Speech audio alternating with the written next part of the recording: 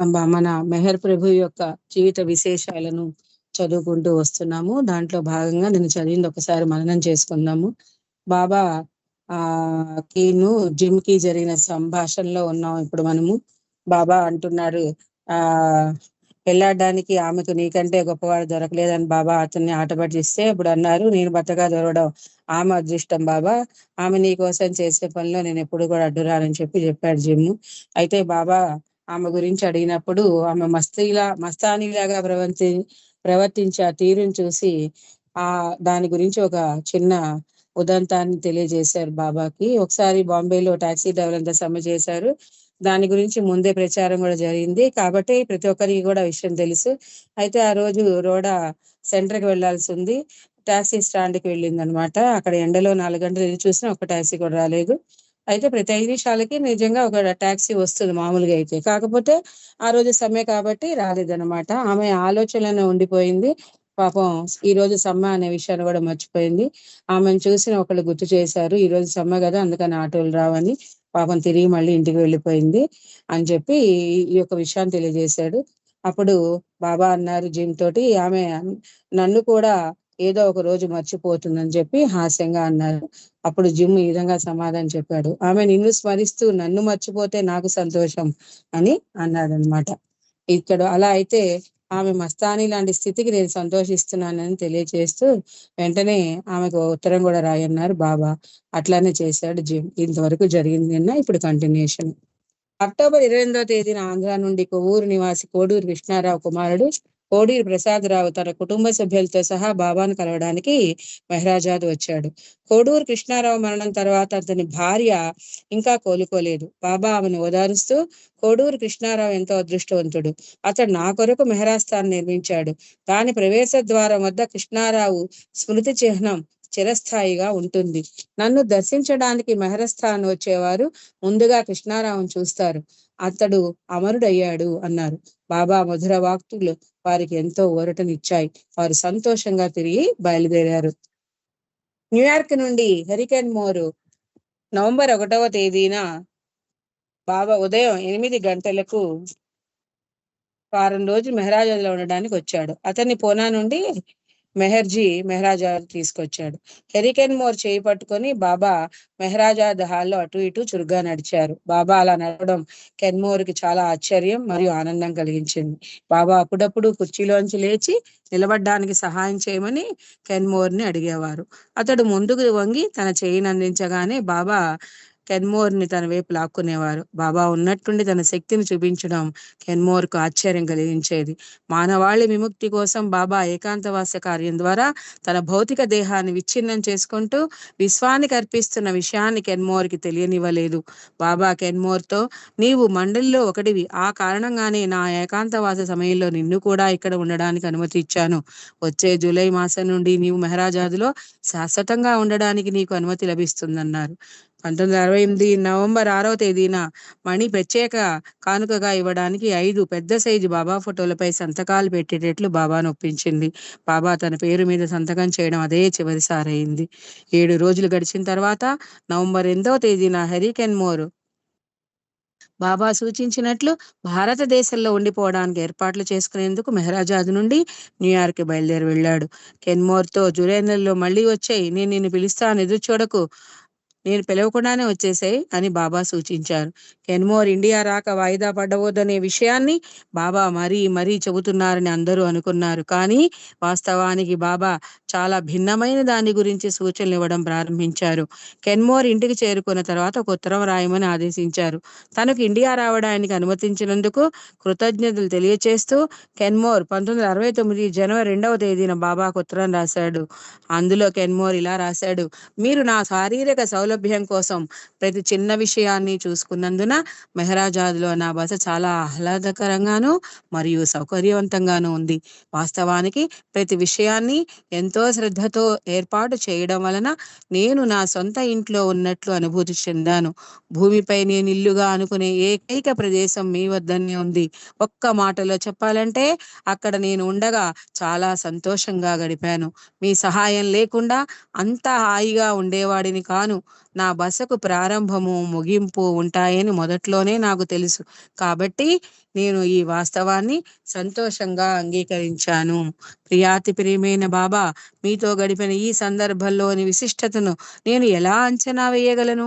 మీరు అక్కడ ఉన్నారు కాబట్టి నేను ఎప్పుడూ ఉండాలనుకుంటున్న ఏకైక ప్రదేశం అదే అని నాకు తెలుసు. మీరు ఉండడం వల్ల మాయా ప్రపంచం అక్కడ తన ఉనికిని కోల్పోయింది. మీరున్న చోట మరేది ఉండదు. మీతో ఉంటే నేను విశ్వంలోనే ఏకైక అత్యుత్తమ ప్రదేశంలో ఉంటానని నాకు మాత్రమే తెలుసు. నిజం చెప్పాలంటే వీడు అంటే తనని అనుకుంటున్నాడు. కెన్మోర్ ఎంతో అదృష్టవంతుడు, భాగ్యశాలి, ప్రత్యేక హోదా దక్కినవాడు. మీకు విధేయుడనై మీకు సర్వం అర్పించుకొని మీ ఇచ్ఛకు మరియు మీ అభిమతానికి తలవొగ్గి జీవించడం ఒక్కటే నా జీవిత గమ్యమని మరియు మార్గమని సంకల్పించుకొని నేను అక్కడికి వచ్చాను. ఉత్తరాన్ని ఇలా ముగించాడు. ప్రియాతి ప్రియమైన బాబా, నేను 1969 జూలై నుండి మెహ్రాజాదులో శాశ్వతంగా ఉండవచ్చని మీరు చెప్పినప్పుడు నా హృదయం ఉప్పొంగిపోయింది. ఎందుకంటే అదే నా జీవితంలోని ఏకైక ఆశయం మరియు లక్ష్యం. మీతో జీవించలేని జీవితం నిరర్ధకం. 1968 నవంబర్ 3వ తేదీన హెలెన్ కోహెన్, రిక్ చాప్మన్ మరియు రాబర్ట్ డ్రేఫస్లకు ఏ రోజు ఉత్తరం రాస్తూ, ఇంగ్లాండ్, అమెరికాలోని 20 మంది ప్రముఖ యువ ప్రేమిక కార్యకర్తలకు బాబా సందేశాన్ని అందచేయమన్నారు. బాబా పేరు మీద ప్రాజెక్టులు నిర్వహించాలనే బాధ్యతలను తీసుకున్న వీరికి బాబా పంపించిన సందేశం ఇది. ఏ రోజు రాసిన ఉత్తరంలో ఇలా ఉన్నది. ప్రియతమ బాబా మీకోసం ఒక ముఖ్యమైన పని కేటాయించారు. అయితే అది ఆహ్లాదకరమైన పని. యుఎస్ఏ మరియు ఇంగ్లాండ్లోని తన ప్రధాన యువ ప్రేమికులందరికీ ఇక్కడ ఇచ్చిన బాబా సందేశాన్ని మీరు వారికి తెలియచేయాలని కోరుతున్నారు. ఆ యువ ప్రేమికులంతా బాబా ప్రాజెక్టులను ప్రారంభించే బాధ్యతలను స్వీకరించడమే కాకుండా చుట్టూ ఉన్న వారిలో ప్రేరణ కలిగిస్తారు. బాబా సందేశం: మీరు నాకు ప్రియమైన వారు. మీరు బాధ్యత తీసుకొని నా పేరు మీద చేస్తున్న పనికి నేను సంతోషిస్తున్నా. సమయం ఆసన్నమైంది. నేనే ఆ సనాతుడినని ప్రపంచం త్వరలోనే తెలుసుకుంటుంది. వాస్తవానికి ఈ సందేశం మీ ముగ్గురికి కూడా ఒకేలా వర్తిస్తుంది. దయచేసి ఈ అదృష్ట యువ ప్రేమిక కార్యకర్తల పేర్లు మరియు చిరునామాలు టైపు చేసిన కాపీని పంపితే నేను ఆనందిస్తాను. ఆ పేర్ల జాబితాలో చాలా మంది అమెరికన్లు, బ్రిటిష్ వాళ్ళ పేర్లు ఉన్నాయి. వారంతా 20-30 ఏళ్ల మధ్య వయసు కలిగిన వాళ్లే. వారి పేర్లు ఉత్తరం, అందులోని విషయాలు తమ వద్దే ఉంచుకోవాలి. ప్రచారం చేయని అవసరం లేదు. ఈ యువ కార్యకర్తలు వారి ప్రాంతాల్లో చేస్తున్న బాబా సత్యప్రేమ సందేశాల వ్యాప్తి గురించి మరియు ప్రస్తుత ప్రాజెక్టులు, ప్రణాళిక వివరాల గురించి ఇండియాలో ఉన్న బాబాకు రాస్తూ ఉండాలి. ఇది ఇలా ఉండగా, దక్షిణ భారతదేశం నుండి యోగి సిద్ధానంద భారతి ఇటీవలే తాను రాసిన భారత శక్తి అనే పుస్తకం కోసం సందేశాన్ని ఇవ్వమని కోరుతూ బాబాకు లేఖ రాశాడు. ఉత్తర ప్రత్యుత్తరాలపై నిషేధం ఉన్నప్పటికీ బాబా నవంబర్ 5వ తేదీన అతని లేఖను విని సంవత్సరాల క్రితం తానిచ్చిన ఈ సందేశాన్ని పంపించమని ఆది సీనియర్ని ఆదేశించారు. గతంలో నేను రాముడను, కృష్ణుడను, నేను ఇదిగా అదిగా వచ్చి ఉన్నాను. ఇప్పుడు నేను మెహర్ బాబాగా వచ్చాను. రక్త మాంసాలతో ఉన్న నేను ఆ సనాతనుడనే, శాశ్వతంగా ఆరాధింపబడుతూ, విస్మరించబడుతూ, స్మరించబడుతూ, మరిచిపోబడుతూ ఉండే ఆ సనాతుడను నేనే. మెహర్ బాబా యొక్క సెక్రటరీ ఆది సీనియర్ కార్యాలయంలో ప్రధాన సహాయకుడిగా ఫెర్రం వర్కింగ్ బాక్స్వాలా ఉండేవాడు. ఫెర్రం నవంబర్ 5వ తేదీన మెహరాజాద్లో 2 వారాలు ఉండడానికి వచ్చాడు. ప్రతి సంవత్సరం ఫెర్రంను ఇదే నెలలో మెహరాజాద్ వచ్చున్నామని బాబా పిలిచేవారు. అతను వచ్చినప్పుడు బాబా అతనితో, నీవు అహ్మద్నగర్ లో ఎప్పుడు టైప్ చేస్తూనే ఉంటావు కాబట్టి ఇప్పుడు నీవు కూడా విశ్రాంతి తీసుకోని సూచించేవారు. కానీ ఏదో ఒక తప్పనిసరి పని వలన విశ్రాంతిగా ఉండవలసిన సమయాన్ని టైపింగ్ చేస్తూ ఉండవలసి వచ్చేది. ఫెర్రం ఆది సీనియర్ ఆఫీసులో చాలా సంవత్సరాలుగా పనిచేస్తున్నాడు. బాబాపై అతని ప్రేమ ఆదర్శప్రాయమైంది. సామాన్య అలవాట్లు కలిగి ఉండి సూటిగా పోయే వ్యక్తి ఫెర్రం. వచ్చిన ఉత్తరాలను, టెలిగ్రాములను, సర్క్యులర్లను క్రమపద్ధతిలో అమర్చడం, భద్రపరచడం వంటి పని చేస్తూ ఫెర్రం ఆది సీనియర్కి ఎంతో చేదోడుగా ఉండేవాడు. నీవు పూర్వజన్మలో యోగి అని బాబా అతడికి వెల్లడించారు. ఈ జన్మ చివరి జన్మ అన్న ఉపాసని మహారాజ్ యొక్క మాటలు నిజమని బాబా అతనికి భరోసా ఇచ్చారు. తరచూ ఫెర్రం ఆధ్యాత్మికత అంటే వేధింపు తప్ప మరొకటి కాదు అంటూ ఫిర్యాదు చేసేవాడు. ఇతర మండలి సభ్యులు బాబాని గురించి కొత్త వారికి చెబుతున్నప్పుడు పూర్తి సత్యం చెప్పేవారు కాదని, ప్రేమ మాధుర్యంతో కూడిన విషయాలను మాత్రమే చెబుతూ ఉంటారని కూడా ఫెర్రం ఫిర్యాదు చేసేవాడు. ఈ సమయంలోనే అమెరికాలో అధ్యక్ష ఎన్నికలు జరుగుతున్నాయి. రిచర్డ్ నిక్సన్ ఎన్నిక అయ్యాడని వార్తలు వచ్చినప్పుడు అతను ఇష్టపడని ఫెర్రం అటువంటి వ్యక్తిని అధ్యక్షుడిగా బాబా ఎలా అనుమతించగలరు అని ఆశ్చర్యపోయాడు. అతనిని శాంతింప చేయడానికి బాబా ఇలా అన్నారు: అమెరికా అధ్యక్షునిగా ఉండడానికి తగిన వ్యక్తి లేనే లేడు, నిక్సన్ తప్ప వేరే వ్యక్తి లేడు అని అన్నారు. గత ఎన్నికల సందర్భంగా 1960లో Richard Nixon John F Kennedy చేతిలో స్వల్ప ఓట్ల తేడాతో ఓడిపోయాడు. విధి ప్రకారం నిక్సన్ ప్రెసిడెంట్ అవుతాడు అన్నారు బాబా. నిక్సన్ కు మెహర్ బాబాతో బాహ్య సంబంధం ఉంది. 64వ సంవత్సరంలో న్యూయార్క్ లో వరల్డ్ ఫెయిర్ లో నిక్సన్ నడుస్తూ బాబా బూత్ వైపు దృష్టి పెట్టి చూస్తున్నప్పుడు అతనికి యూనివర్సల్ మెసేజ్ కాపీని అందచేశాడు. ఈ కాలంలోనే బాబా రాయ్టన్ అనే సూఫీ, ఐవి డ్యూస్ మరియు డాన్ స్టీవెన్స్ తో సంబంధం ఉన్న వ్యక్తి అన్నమాట. అతను అమెరికా సైన్యం తరఫున కొరియాలో పనిచేస్తున్నాడు. 1969లో జరిగే సహవాస్కు రాయ్టన్ రాగలడో లేడో అనే సందిగ్ధ స్థితి ఉన్నందున ఆది సీనియరు నవంబర్ 8వ తేదీన డాన్ ఈవెస్టన్ కు ఇలా రాశాడు: బాబా రాయ్టన్ చూడడానికి అనుమతించారని, వారిద్దరూ అంటే డాన్ స్టీవెన్స్ మరియు రాయ్టన్ వాళ్ళిద్దరూ కలిసి 1968 డిసెంబర్ 25, 30 మధ్య తేదీలలో అరగంట పాటు బాబాను కలవడానికి ఎప్పుడైనా రావచ్చు అని తెలియచేయమన్నారు. వారు ఉదయం 9 గంటలకు రావాలి. బాబాని కలిసి వెంటనే వెళ్ళిపోవాలి. ఆది సీనియర్ డాన్ స్టీవెన్స్ కి ఇలా రాశాడు: ఒకవేళ జాబ్ రాయ్టన్ నీతో పాటు రాయలేకపోతే నీవు ఈ సందర్శను పూర్తిగా విరమించుకోవాలి. 1969 వేసవిలో ఇతర పాశ్చాత్య ప్రేమికులతో కలిసి పూనాలో జరిగే దర్శన కార్యక్రమానికి నీవు మరియు రాయ్టన్ రావాలి. రాయ్టన్ కు ఆర్మీలో సెలవు దొరకడం ఇబ్బందితో కూడిన విషయం. ఆలస్యం అవుతోంది. చివరకు వారు రావడం సాధ్యం కాదని విని బాబా డాన్ స్టీవెన్స్ ను నా ఇచ్చకు బద్ధుడై ఉండని సూచించారు. ప్రతిరోజు ఉదయం బాబాను లిఫ్ట్ చైర్లో నలుగురు గార్డెన్ కుర్రాళ్ళు హాల్లోకి తీసుకుని వెళ్ళేవారు. అక్కడ బాబా కాకాబారియా మరియు ఫ్రాన్సిస్ ల సహా కుర్చీలోంచి లేచి హాల్లో తన ఆసనంపై కూర్చునేవారు. తన గదికి తిరిగి వెళ్ళడానికి బయలుదేరినప్పుడు బాబా తనంతట తానే ఎవరి సహాయం లేకుండా లేచేవారు. ఒకవైపు కాకాబారియా, మరోవైపు ఫ్రాన్సిస్ పట్టుకొని లిఫ్ట్ చైర్లో కూర్చోబెట్టేవారు. ఒకరోజు ఉదయం సుమారు 11 గంటలకు బాబా ఎప్పటి వలె తన కుర్చీలో నుండి లేవడానికి ప్రయత్నించారు. కానీ పైకి లేవలేకపోయారు. 2-3 సార్లు ప్రయత్నించినా లాభం లేకపోయింది. బాబా ఫెర్రం వైపు చూస్తూ ఇది నా వ్యక్తిగత విపత్తుకు నాంది అని వ్యాఖ్యానించారు. నవంబర్ 13వ తేదీన బాబా మండలిని ఉద్దేశించి నా అవతార ప్రకటీకరణ సమయం ఆసన్నమైంది. నేను మౌన విరమణ సమయానికి ఒక మెహరాతో మాత్రమే ప్రస్తావించాను. నా అవతార ప్రకటీకరణ నేను భౌతిక దేహాన్ని చాలించక ముందు 14 సంవత్సరాల నుండి మొదలవుతుంది. కాబట్టి ఈ అవతార ప్రకటీకరణ అతి గొప్పగా ఉంటుంది అన్నారు. 40 నవంబరు 13వ తేదీ మధ్యాహ్నం బాబా మండలి అంటే అర్థము, మండలి వారి హోదాను స్పష్టం చేస్తూ ఇలా చెప్పారు: ఇన్నాళ్ళు నాతో పాటు కష్ట సుఖాలను పంచుకుంటూ నాతో ఉన్న అతి కొద్ది మంది స్త్రీ పురుష ప్రేమికులు మాత్రమే నా మండలి. మెహరాజాద్, మెహరాబాద్ వెలుపల ఉన్న మిగిలిన వారందరూ నా ప్రేమికులు. నేను మెహరా తర్వాత 2వ హోదాను నా మండలికి ఇస్తాను. ఆ తరువాత నా ప్రేమికులు, ఆ తరువాతే ప్రపంచం. ప్రతిరోజు అదే క్రమంలో మెహరా, మండలి, ప్రేమికులు మరియు ప్రసంగం గురించి తప్పకుండా నేను ప్రార్థిస్తాను. తాను ఏమని ప్రార్థిస్తున్నారో బాబా ప్రస్తావించలేదు ఇక్కడ. బాబా ఇంకా విషయాలను వివరించడం కొనసాగించారు. నేను గొప్పవారిలోకెల్లా అతి గొప్పవాడిని. బాబు తన కుటుంబంతో కలిసి 4 రోజుల పాటు అహ్మద్ లో ఉండేందుకు అతనిని అనుమతించమని గోహర్ చెప్తూ ఉంది. నేను అంగీకరించలేదు, ఎందుకంటే అతడు నా మండలికి చెందినవాడు. నా మండలి ఒక ప్రత్యేకతను కలిగి ఉన్నది. అలాగే ఫ్రాన్సిస్ ను ఆస్ట్రేలియాలో అవతార్ సెబోర్డ్ దానికి సంబంధించిన ఆస్తిపాస్తులను చూసుకునేందుకు తిరిగి అతను ఆస్ట్రేలియా వెళ్ళడానికి అనుమతించను, ఎందుకంటే అతడు మండలి సభ్యులలో ఒకడు మరియు చాలా సంవత్సరాలు నా సేవలో ఉన్నాడు.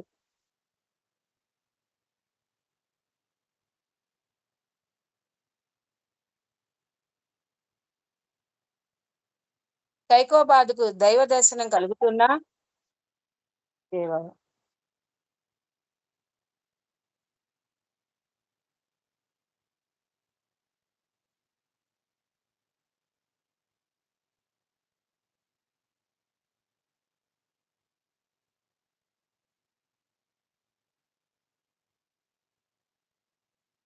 జై బాబా అండి. జై బాబా. శారీరక అతడు కూడా నా మండలికి చెందినవాడే. అందుకే నేను అతనిని కొండపై అతని కుటుంబంతో ఉండడానికి పంపలేదు. ఇన్నాళ్ళు నేను మండలి నా వద్దుంచుకున్నాను. వారు నాకు సేవ చేశారు. ఇప్పుడు కూడా అద్భుతంగా సేవ చేస్తున్నారు. క్రీస్తు యొక్క ఆ పోస్టల్స్ క్రీస్తును నిరాశపరిచినట్లు నా మండలి నన్ను నిరాశపరచరు. అపోస్టల్స్ అవతారాలన్నిటిలోనూ మహోన్నత అవతారం నాది. ఎందుకంటే నేను శరీరంతో ఉండగానే నా అవతార ప్రకటీకరణ ఉంటుంది. వచ్చే 6 నెలల్లో మండలి నన్ను విడిచిపెట్టే సందర్భాలు రానున్నాయి. కానీ ఆ విధంగా జరగడానికి నేను అనుమతించను. మండలి నా దామన్ను పట్టుకుని ఉండాలని కోరుతున్నాను. నా అవతార ప్రకటీకరణ సమయంలో మండలి వారంతా 2-3 తప్ప నాతో ఉంటారు. ఆ 2-3 నా ప్రకటీకరణకు ముందే మరణిస్తారు. చాలా సంవత్సరాల క్రితం బాబా ముందు జరగబోయే చెబుతూ చివరికి నాతో 14 మంది మండలి ఉంటారని చెప్పారు. అనుకోకుండా ఈ నిర్దిష్ట సమయంలో మెహరాజాదులో బాబాతో పాటు 14 మంది మండలి సభ్యులు ఉన్నారు. వారు 6 స్త్రీలు. వాళ్ళు ఎవరంటే మెహరా, మణి, నాజా, గోహెర్, మెహరు మరియు రానో. 8 మంది పురుషులు. వాళ్ళు ఎరుచ్, పెండు, బైదుల్, కాకాబారియా, కైకోబాద్, అలోబా, బావు అండ్ మరియు ఫ్రాన్సిస్.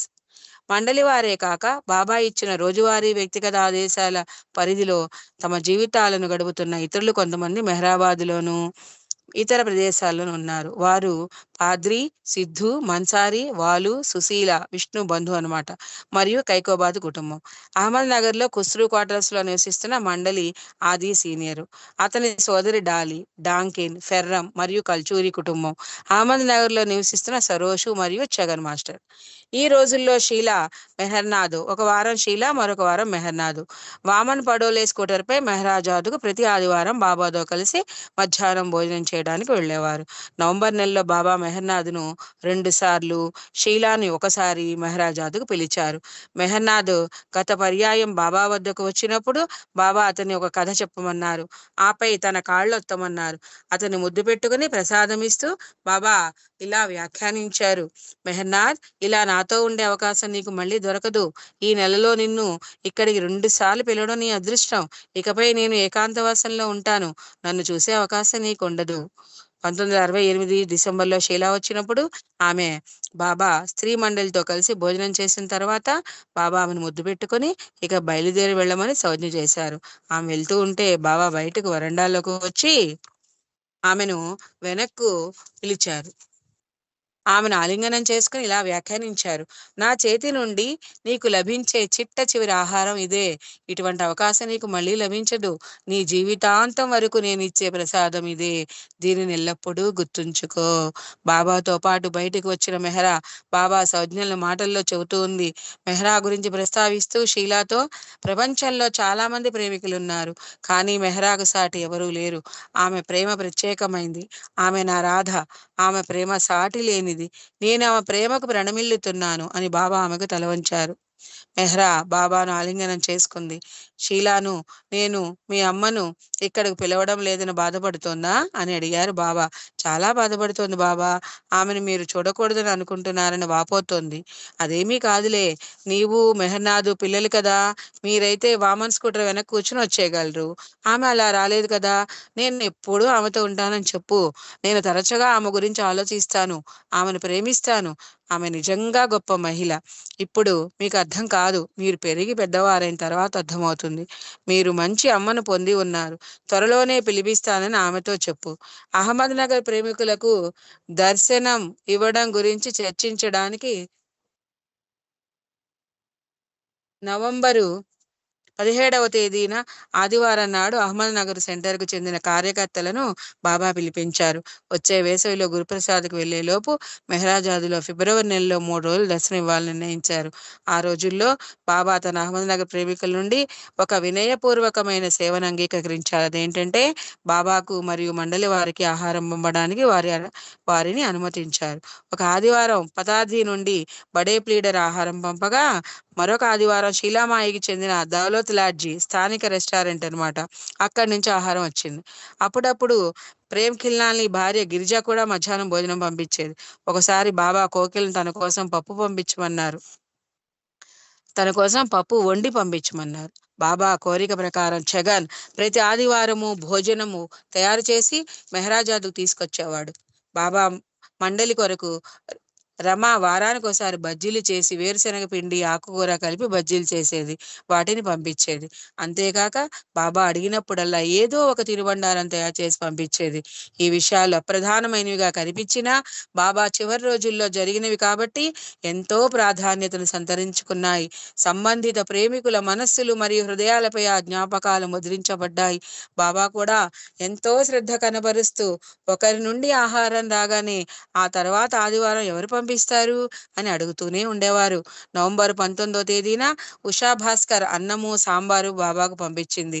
ఆమె వాటిని వండి పంపించాక బాబా సాంబారు అన్నం 2 ముద్దలు తిని నా కడుపు నిండిపోయిందన్నారు. చుట్టూ ఉన్నవారు ఆశ్చర్యపోయారు. బాబా ఆ వంటకాన్ని ఎప్పుడూ ఆస్వాదించేవారు, కానీ ఇప్పుడు ఆయన ఆరోగ్యం బాగుండక ఆకలి సరిగా ఉండట్లేదు. తర్వాత ఆ రోజున హాలులో బాబా అనంత శుద్ధ శూన్యాకాశ స్థితిని వర్ణిస్తూ ఉన్న హఫీజ్ ద్విపదను తర్జుమా చేసి ఏరూచుకు చెబుతూ ఫెర్రముని దానిని షార్ట్ హ్యాండ్ లో రాసుకోమన్నారు. ఆవాసం లేని ఆవాసం నాది, గుర్తు అనేది లేని గుర్తు నాది. నాకు దేహం లేదు, నాకు హృదయం లేదు, చివరికి భగవంతుడు కూడా ఉనికి కలిగి లేడు. బాబా ఇంకా ఇలా జోడించారు, భగవద్ అనుభవానికి ముందు ప్రతి ఒక్కరూ ఈ శుద్ధ శూన్యాకాశ స్థితి, నిర్వాణ స్థితి అంటాం దీని గుండానే వెళ్ళాలి. దీనిని దాటిన వెంటనే భగవద్ అనుభవాన్ని పొంది తీరవలసిందే.